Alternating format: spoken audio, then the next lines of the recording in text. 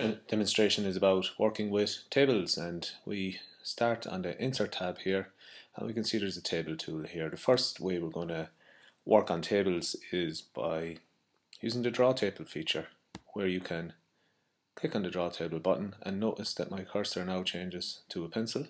I can just click and drag any line or border of a table that I wish. I can go from corner to corner, straight up and down. I can even pick up an eraser here. You can see my eraser is highlighted, and now my cursor looks like an eraser, and remove any lines that I don't require anymore. So that's one simple way of drawing a table.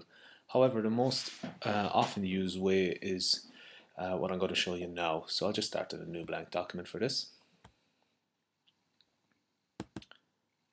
And I'll visit the Insert tab again. This time I'm going to insert a table using the Insert tool. Now I'm going to work on a table that has 6 rows and 4 columns going down. So there we go. So 6 rows going down, 4 columns going across. So 24 cells or boxes in total. So now I have my table set up. I'm just going to type in a little bit of text into that table. Some regular text, some money figures, and figures with decimals here. Next thing I'm going to work on is I want to switch here. I want to transpose or switch the column here containing area data and division data. So what I'm going to do is I'm going to look at my table tools. Notice when I'm clicked out of the table, no table tools appear here. You have to have a table selected, or you have to click into an element, be it a box, row or column of a table, before the table tools appear above here in your toolbar. So there's a design and layout area. I'm going to focus here on the rows and columns area of the design, or of the layout tab of the table tools. Now I'm going to insert to the right of the division column a new column. I'm going to take out my area column, I'm going to highlight it, just right click on that, and I can cut it away. And now I'm going to paste it in. There we go. You can see we have transposed the area and division column. Now if I go into this blank column which has been forced in, which I don't require, I'm just going to use the delete option here, and I wish to delete that particular column. And there we go, we have our same table with area and division transposed. Now at the bottom, I've just realized I need a new row full of data, so I am going to click on the bottom row, any cell of the bottom row, and use the insert rows below option there to insert a new row.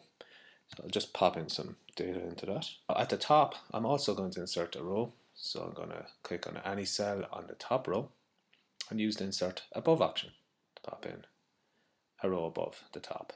Now these 4 cells at the top, I'm going to use as sort of a title area. So I want to join these cells together. So the tool I use to do that is called merge cells up here. Just click on that, and we have the cells of our top row merged. So we'll just put some text in here, call it company figures, in our top row. Okay.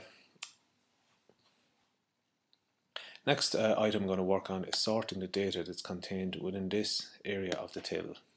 Now note, I don't want to sort the title row there. I'm just going to highlight the remainder of the table. I'm going to sort that. So if we move further to the right, you can see there's a sort tool. I'll click on this, and note there is a header row with division, area, budget and percentage profit that I don't want to get sorted. I want these letters in the area column to be sorted by alphabetical order. So I'm going to choose here to say my list has a header row. And now you can see I can sort it by division, area, budget or percentage profit. And we're going to sort it in this case by area in alphabetical order. So we're going to sort it. It's a text type. And it's going to be ascendings, which means A to Z. Descending would mean starting at Z and going to A, or starting at the highest number and going down. So we're starting with the lowest, or A, and going as far as Z. We'll click OK, and all the data in my table gets sorted. Now, just an important point to note is that if you selected just this column and sorted it, it would, the remaining data would have stayed where it is and got juggled up in relation to the area column. So when sorting, do a full selection of all the data that you wish to have sorted.